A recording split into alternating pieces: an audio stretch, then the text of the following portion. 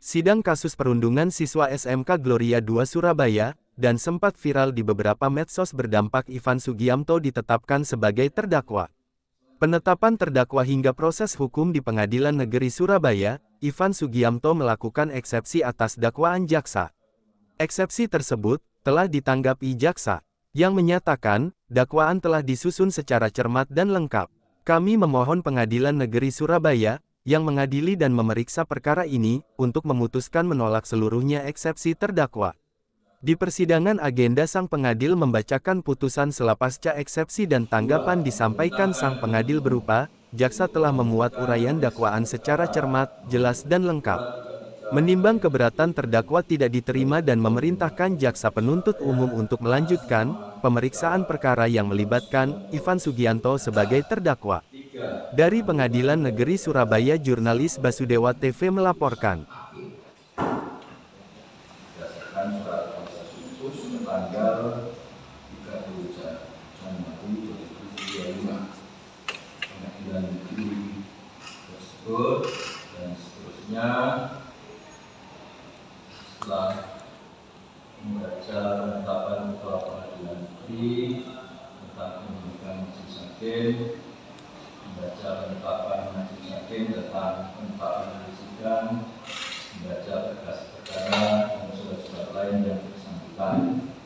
Setelah mendengar bacaan surat dakwaan, umum setelah mendengar bacaan keberatan dari terdakwa melalui penasihat hukumnya dan pendapat dari penuntut umum, menimbang bahwa terdakwa diajukan ke persidangan oleh penuntut umum, terdakwa berdasarkan surat dakwaan sebagai berikut. Ke-1, lengkap telah terlihat dalam putusan. Untuk singkatnya tidak dibacakan. Soal perbuatan terdakwa sebagaimana diatur dan diancam pidana dengan pasal 80 ayat 1 junto pasal 5C nomor 17 tahun 2016 tentang penetapan peraturan pemerintah Undang-Undang Nomor 1 tahun 2016 tentang perubahan kedua atas Undang-Undang Nomor 23 tahun 2002 tentang perlindungan anak atau kedua lengkapnya ketentuan putusan sudah dibacakan. Terdakwa sebagaimana diatur dan diancam pidana dalam pasal 335 ayat 121 pidana. Menimbang bahwa atas dakwaan dari penuntut tersebut, terdakwa melalui tim penasihat hukumnya telah mengajukan keberatan sebagai berikut. Lengkap temuan dalam putusan, untuk singkatnya tidak dibacakan. Menimbang bahwa atas keberatan tidak eksepsi, terdakwa melalui tim penasihat hukumnya tersebut, penuntut umum telah mengajukan pendapat yang pada pokoknya sebagai berikut. Lengkap temuan dalam putusan, untuk singkatnya tidak dibacakan. Menimbang bahwa terhadap keberatan atau eksepsi dari tim penasihat hukum terdakwa atas surat dakwaan dan pendapat dari penuntut umum atas keberatan atau eksepsi dari tim penasihat hukum terdakwa tersebut, masing-masing telah mengambil pertimbangan sebagai berikut.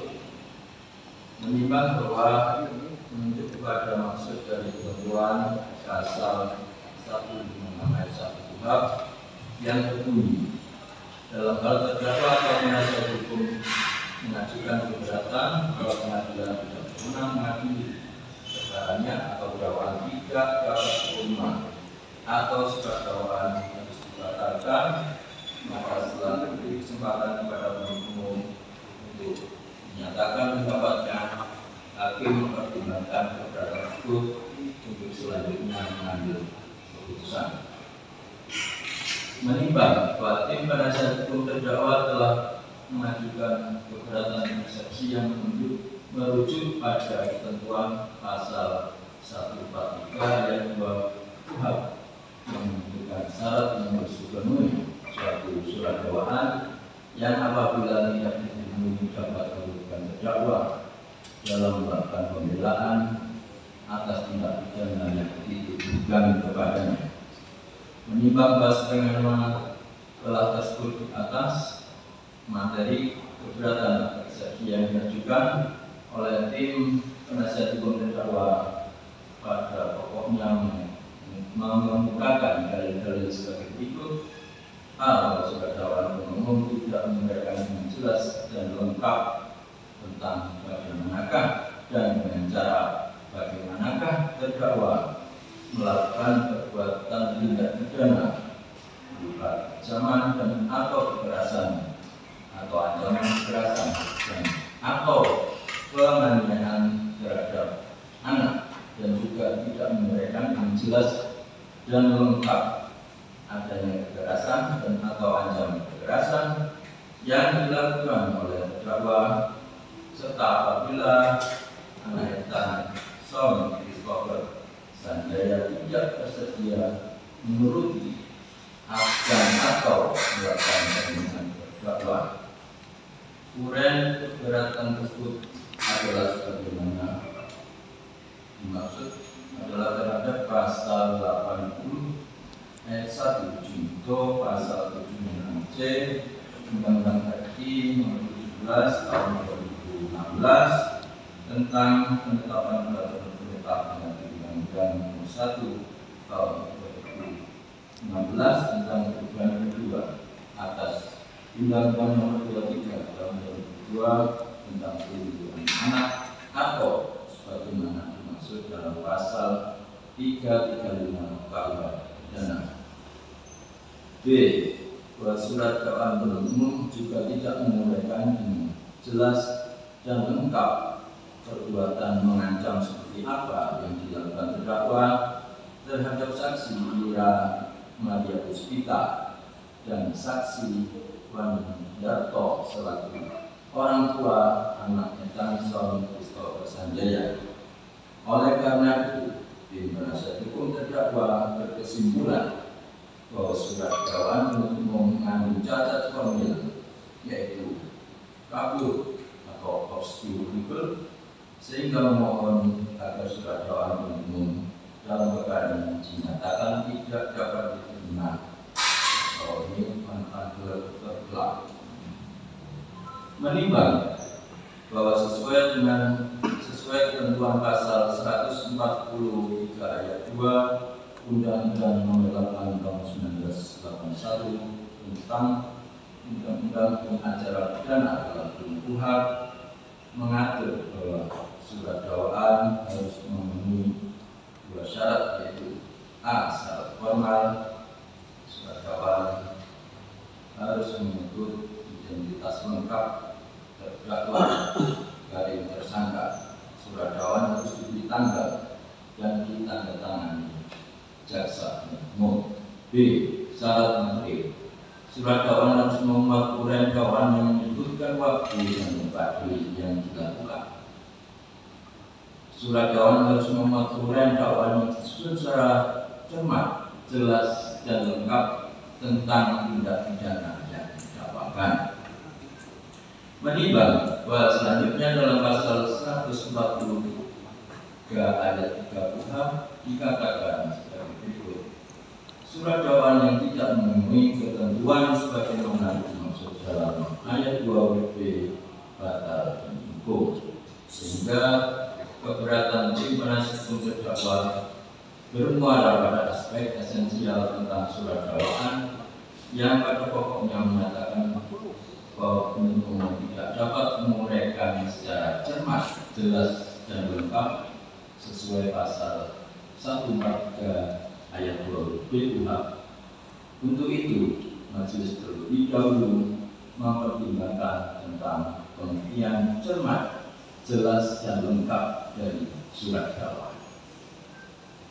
Menimbang bahwa surat dakwaan tidak cermat, jelas dan lengkap apabila surat dakwaan tidak memuat secara lengkap unsur-unsur garis miring standar daripada tindak pidana yang didakwakan, sehingga apabila unsur-unsur tersebut tidak diterangkan secara utuh dan menyeluruh, maka hal ini menyebabkan menjadi kafir obskur, sehingga menyebabkan ketidakjelasan terhadap tindak pidana apa yang dilanggar oleh perbuatan terdakwa.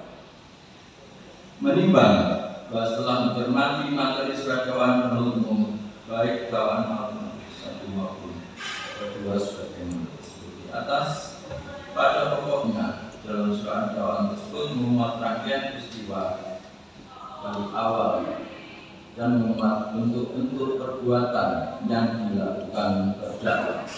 Kemudian memuat motif perbuatan terdakwa serta memuat akibat yang ditimbulkan dari perbuatan terdakwa, disertai dengan menyebut waktu dan tempat perbuatan tersebut dilakukan, yang akhirnya oleh penuntut umum diambil kesimpulan bahwa perbuatan terdakwa tersebut telah memenuhi unsur-unsur dalam dakwaan bersatu sebagaimana dimaksud dalam pasal 80 ayat 1 itu pasal 5C Undang-Undang RI nomor 17 tahun 2016 tentang penetapan peraturan pemerintah dan Undang-Undang nomor 1 tahun 2016 tentang perubahan kedua atas Undang-Undang nomor 23 tahun 2002 tentang perlindungan anak atau surat dakwaan kedua sebagaimana dimaksud dalam pasal 335 KUH pidana.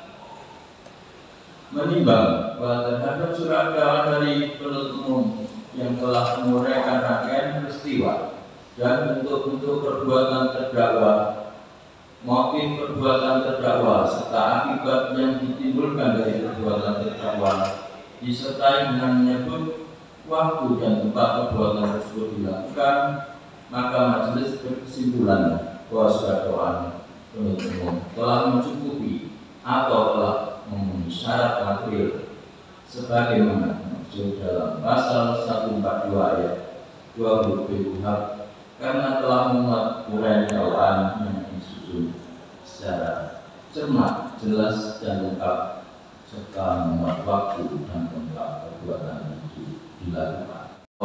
Tim penasihat hukum yang melakukan pembelaan tentang ada tidaknya perbuatan yang dituduhkan kepada terdakwa tersebut, yang selanjutnya akan diuji dan diungkap dalam persidangan berdasarkan alat-alat bukti yang sah sebagaimana dimaksud dalam pasal 184 ayat 1 KUH inkasu, bukan diperiksa dalam wadah perdata ini. Menimbang bahwa berdasarkan pertimbangan tersebut di atas, maka majelis berpendapat keberatan dari tim penasihat hukum terdakwa ini tidak beralasan menurut hukum, sehingga keberatan tersebut haruslah dinyatakan tidak diterima. Menimbang bahwa karena keberatan penasihat hukum terdakwa tidak diterima, maka pemeriksaan perkara ini harus dilanjutkan dan mengenai dua perkara ditangguhkan sampai dengan putusan akhir.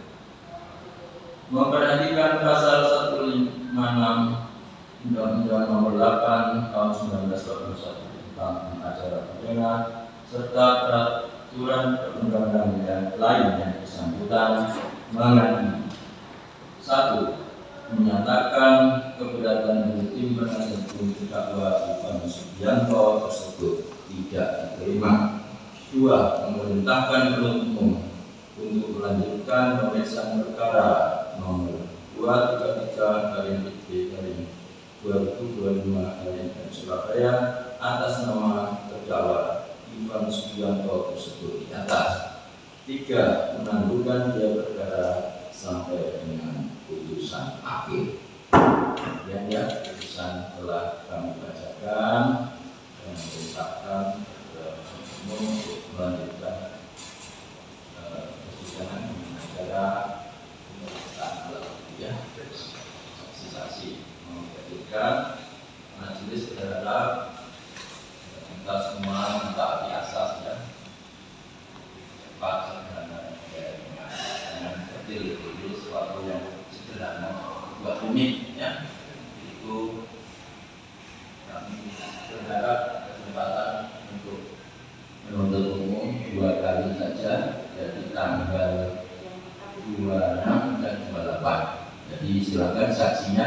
dilaksanakan tanggal 26 dan 28 ya, Rabu dan Jumat ya. Itu kami harap 2 kali sudah tuntas.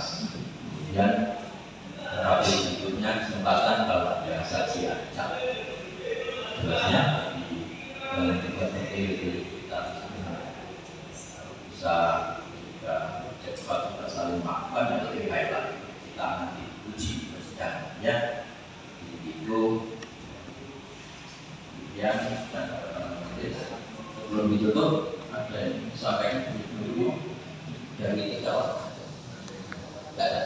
dari tim penasihat hukum cukup ya, itu ya, itu sudah saya dan itu.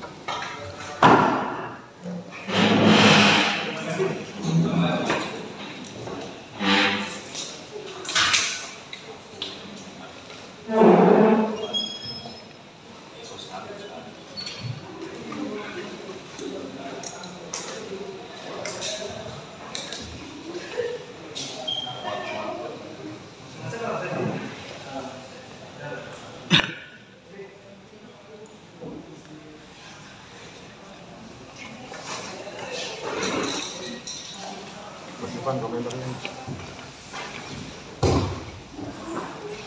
Ada komentar sedikit Mas Ivan?